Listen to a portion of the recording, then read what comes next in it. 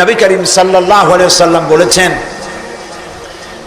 লা তুহসা আজাইবুহু ওয়ালা তুবলা গারাইবুহু। এই কোরআন কোনোদিন পুরাতন হবে না, এই কোরআন কোনোদিন জীর্ণ হবে না, এর আশ্চর্যকারিতা এবং বিস্ময়কারিতার কোনো শেষ হবে না।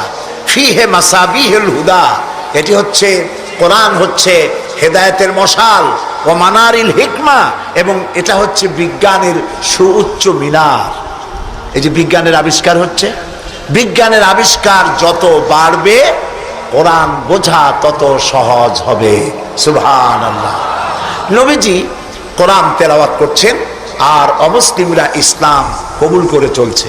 কাফেরেরা সচেতন হয়ে গেল, আমাদের লোকগুলি তো আর ধরে রাখতে পারবো না, সব তো মুহাম্মদ সাল্লাল্লাহু আলাইহি ওয়াসাল্লামের পিছনে লাইন লাগাইছে। তখন তারা হযরত ওমরকে লাগিয়ে দিল, যেই লোকটাকে যেখানে পাওয়া যায় সেখানে মারো। হযরত ওমর রাদিয়াল্লাহু তাআলা আনহু তখন জাহিল, তিনি কাফের ছিলেন, মারার জন্য নেমে গেলেন। কোথায় পাওয়া যায় খুঁজতে খুঁজতে জানা গেল যে তিনি মসজিদে হারামে নামাজ পড়ছেন। পেছনে গিয়ে ওমর দাঁড়িয়েছেন, অপেক্ষা করছেন যে ঠিক আছে নামাজ পড়তেছে, নামাজ পড়াটা শেষ হোক, তারপরে আচ্ছা তরে দেখব।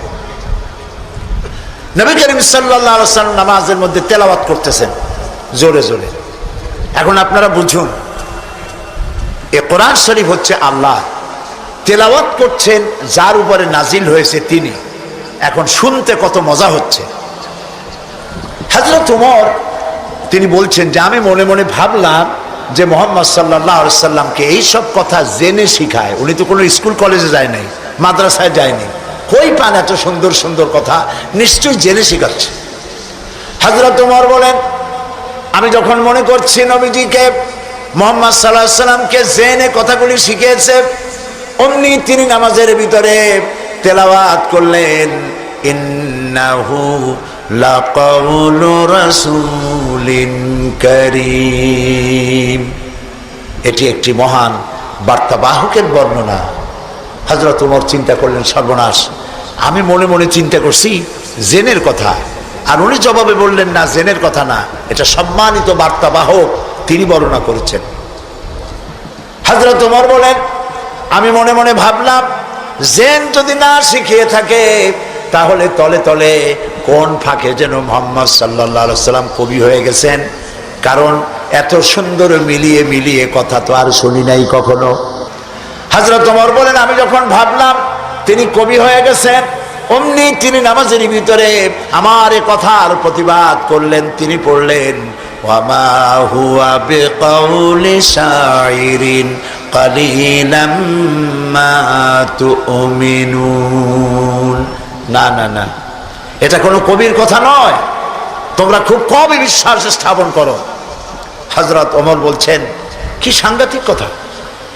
চিন্তা করলাম জেনের কথা কয় না, জেনের কথা না, চিন্তা করলাম কবির কথা মনে মনে, আর উনি প্রকাশ্যে জবাব দিচ্ছেন যে কবির কথা না। তাহলে তো শুধু কবি, উনি কবি হন নাই, উনি গণকও হয়েছে, তা না হলে আমার মনের কথা বোঝে কেমনে?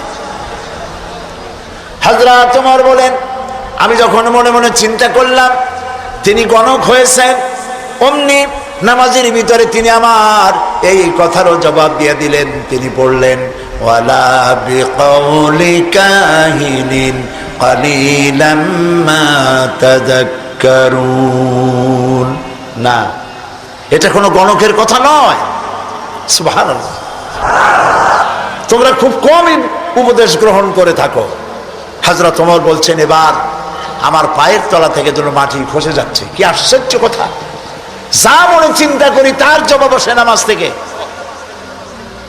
এটা জেনের কথা না, এটা কবির কথা না, এটা গণকের কথা না, তবে এটা কি?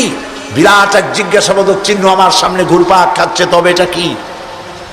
হযরত ওমর বলেন, আমি যখনই চিন্তা করলাম তবে এটা কি, অমনি রাসূল নামাজের ভিতরে আমার সে কথার জবাব দিয়ে দিলেন। তিনি পড়লেন, তানজিলুম মির রাব্বিল আলামিন। এটি হচ্ছে আল্লাহ রাব্বুল আলামিনের নাজিলকৃত কিতাব। হযরত ওমর বলছেন, আমার মনে হচ্ছিল যে ইসলাম তার সব শক্তি নিয়ে তার শেকড় শুদ্ধ আমার কলিজার মধ্যে গেড়ে বসতেছে। কোরআন এক বৈপ্লবিক পরিবর্তন এনেছিল তদানীন্তন সমাজের মধ্যে। যারা চোর ছিল, ডাকাত ছিল, রাসূলুল্লাহ মেসমেরিজম করেন নাই, জাতিকে হিপনোটাইজ করেননি। গোটা জাতি চোর, ডাকাত, জেনাকার, বদমাশ, সন্ত্রাসী, সুদখোর, গোটা জাতির মধ্যে একটি বিরাট পরিবর্তন এসে গেল। যারা ছিল চোর, যারা ছিল ডাকাত, তারা মানুষের সম্পদের পাহারাদার হয়ে গেল। সুবহানাল্লাহ বলবেন না? যারা নারীর সতীত্বের জম ছিল, তারা নারীর সতীত্বের সংরক্ষণকারী হয়ে গেল। যারা যারা সুদভিত্তিক অর্থনীতি দিয়ে গোটা সমাজের সম্পদকে কক্ষিগত করেছিল, তারা কোরআনের সংস্পর্শে এসে সারা জীবনের সঞ্চিত সব সম্পদ অবারিত উন্মুক্ত হস্তে গরিব জনসাধারণের জন্য দুহাতে বিলায় দিতে লাগলো। এই যে বিরাট পরিবর্তন আসলো, সেই পরিবর্তন আনার পেছনে কাজ করেছে যে কিতাবখানা, সেই কিতাবের নাম কোরআন। বলেন জোরে, কোরআন। এই কোরআন শরীফকে আল্লাহ তাআলা হেফাজত করার দায়িত্ব নিয়েছেন। বেদ বলেন, বাইবেল বলেন, সমস্ত ধর্মীয় পুস্তকগুলি উল্টাপাল্টা হয়ে গিয়েছে, কোনোটার অরিজিনালিটি নাই। আপনি চ্যালেঞ্জ করতে পারেন বুক ফুলাইয়া, বর্তমান বিশ্বে খ্রিস্টানদের কাছে যে বাইবেল আছে, লুক, যোহন, মার্ক, মথি, scripture, new testament, old testament বলতে যা কিছু বুঝায়, ওদের কাছে আল্লাহর কিতাব বলে তারা যে দাবি করে, চ্যালেঞ্জ হয়েছে বর্তমান যুগে খ্রিস্টানদের কাছে যে বাইবেল আছে এর মধ্যে একটি ওয়ার্ডও আল্লাহর নয়, সব তাদের বানানো। এই চ্যালেঞ্জের মোকাবেলা খ্রিস্টান জগৎ করতে পারে নাই। কিন্তু কোরআন শরীফ সম্পর্কে এই কথা কেউ বলতে পারবে না যে একটি অক্ষরও মানুষের তৈরি করা। সুবহানাল্লাহ। এটিকে হেফাজত করেছেন কে?